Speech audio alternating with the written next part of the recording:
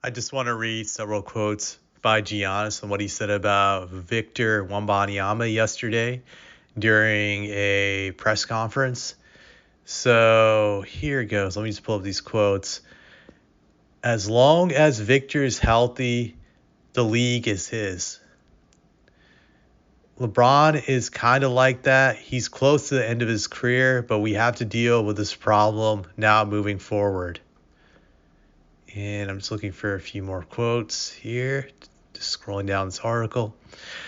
I don't watch a lot of basketball, Giannis said. I haven't watched him play a lot this year, but when we are in the bus or in the plane, you have guys going, oh, wow, that's crazy. That kind of draws your attention. It's like, what happened? I was thinking there's never going to be anyone else like him. Giannis said, people don't understand. He's like 7'5". I was standing next to him. He's way, way, way taller than me. He can shoot, he can dribble, blah, blah, blah. We all know that, right? But the feel for the game, that's the first thing I noticed. He knows, understands the game. I watched him before he was in the NBA when he was teammates with my little brother in France. His feel for the game is incredible. You can't really teach that.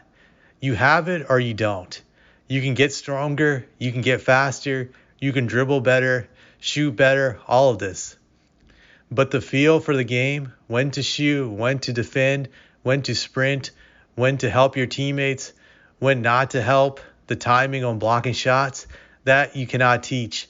That feel he has, that's the scary part. As long as Victor is healthy, he's going to accomplish everything, Giannis said. He's going to be a champion, be an MVP in this league, do all the things, the goals he has set for himself. That's pretty much it.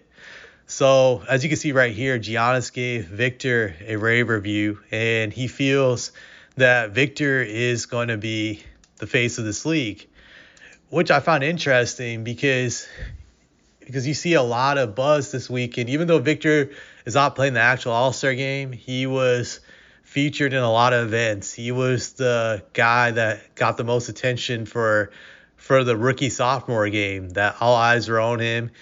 Even you could say the same last night for the Rising Stars event, that there was a lot of tension on him, even though his team didn't succeed in that event. Also, you had this one event, I believe a few days ago, in which he had to do a presentation with Adam Silver over some new NBA AI app. I personally thought the AI app was stupid, but it was interesting to see that Victor was presenting this app with Silver. And it just shows that the league is really pushing this guy to be their future face of the league. They want him to be that guy.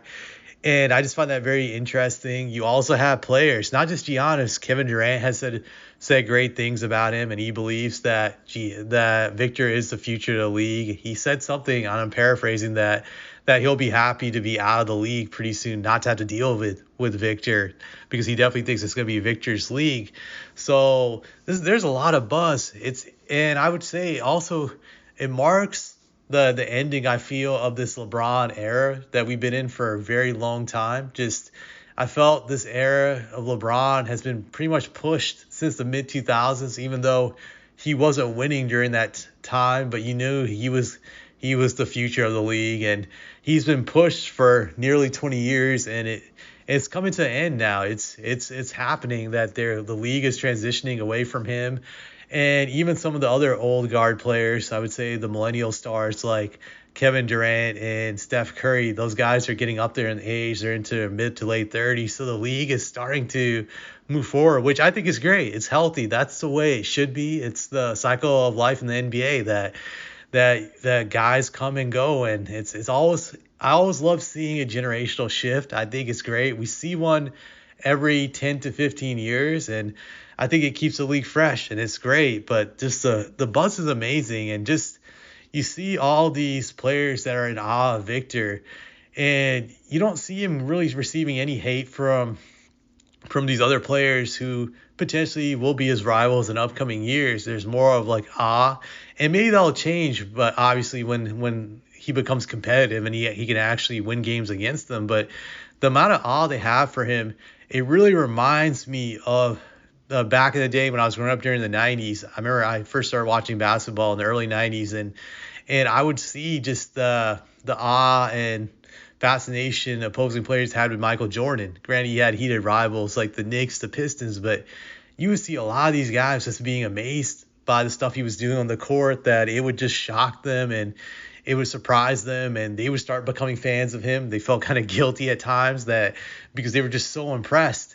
And even hated rivals like the Knicks. I remember hearing stories of John Starks wearing his Air Jordans and just being impressed by Jordan despite hating him at times. And it feels the same with Victor. That from what I'm starting to see, that you see a lot of these opposing players and teams just to be like, wow, this guy is really amazing to watch. I actually like watching him play.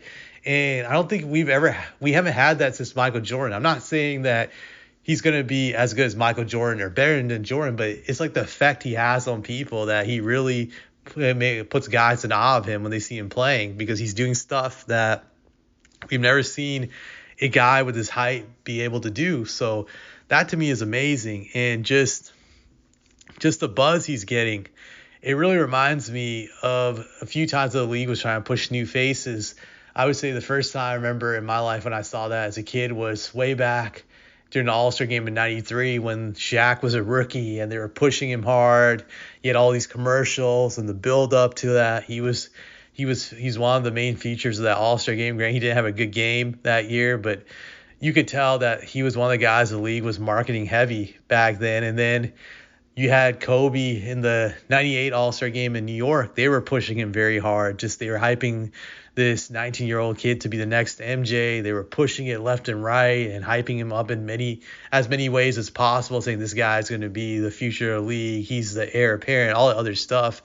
And you saw that, I would say, even with Yao back in 2003. Granted, his push didn't succeed, obviously, with the injuries he suffered, but the league really wanted Yao to succeed. They wanted to have a guy to sell to their Chinese market, and they were pushing him hard back then too. I remember all the hype he was getting, just the commercials back then, just there was a lot of build up to him. So I would say Yao in 2003, he got a lot of hype, and then LeBron shortly came in the league right after, and he got a lot of hype in the All-Star game, I would say back in '04 and '05. Granted, he didn't play in '04, but he was at the rookie game, and there was a lot of build-up for LeBron. So I think LeBron is really the last guy I've seen this type of build-up and hype for during the All-Star weekend. And it'll be interesting to see as the years go by to what Victor is going to do in this league.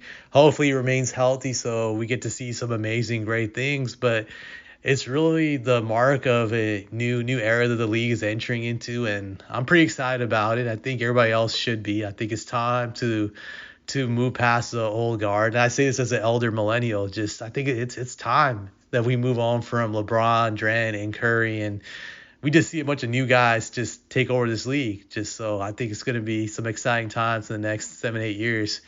We'll see with the NBA with competition. And so, yeah, that's all I have to say about this.